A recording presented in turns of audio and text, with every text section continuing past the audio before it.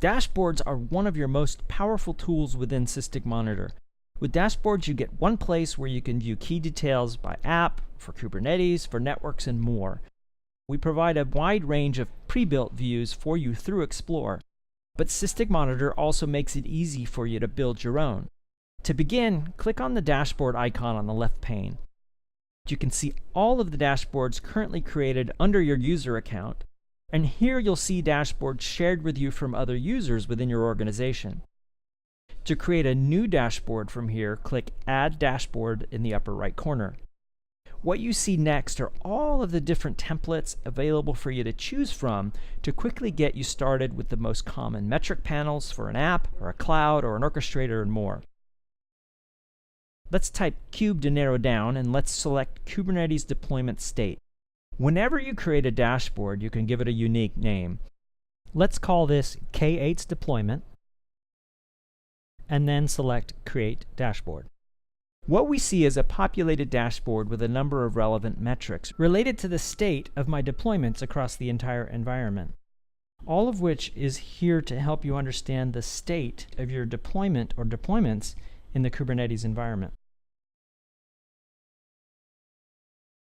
Let's say you want this dashboard to only show my example Java app namespace. To do this, we'll just change the scoping. Click at the top left where it currently indicates entire infrastructure, and we can change the scope of the dashboard by typing in the name of the label I want.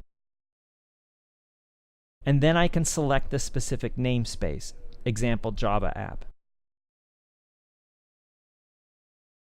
And since I want all the panels added to this dashboard to reflect just the example Java app, I'll also select Override Custom Panel Scopes. So now we see only our state metrics in our example Java app namespace on Kubernetes.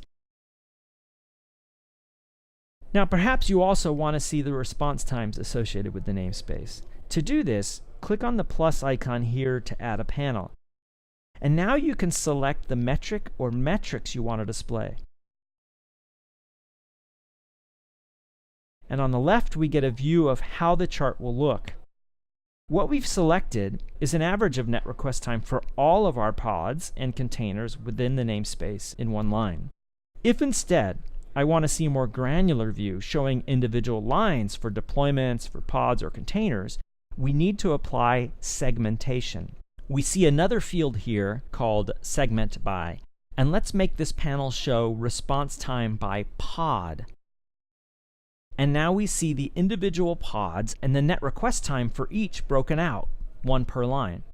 Now what's possible when adding these panels is to also choose the visualization type. What you use will depend on both your preference, but also on what makes sense for the data you want to visualize. For example, you can also choose an area chart, or a bar chart, and a few other options shown here. If we hit Save, the new panel appears now at the bottom of my dashboard, but I can also drag it into the position I want, and then hit Save Layout.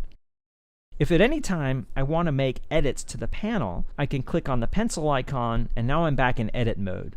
So for instance, I can change the scope or segmentation, but in this case, I'll just rename it so it's more meaningful to me. Let's call it Pod Response Time, hit Save again, and there you go. Now, once you've created your dashboards, you can now also share them with your team, or even share them publicly as a read-only dashboard. Let's click here on the three-dot settings icon and then select Share, and we see two options.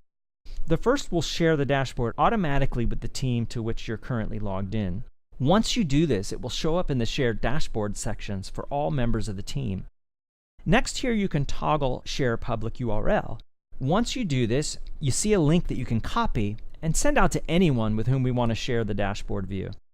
Now, you may also want to provide this dashboard to other teams within your organization. To do this, return to the settings icon and select Copy Dashboard, and then choose the team or teams that you want to have a copy of your dashboard. In this video, we've stepped through how to create a new dashboard, how to customize these dashboards by adding a new panel, as well as how to share what you've created. Hopefully you found this helpful to get you started. Thanks for watching.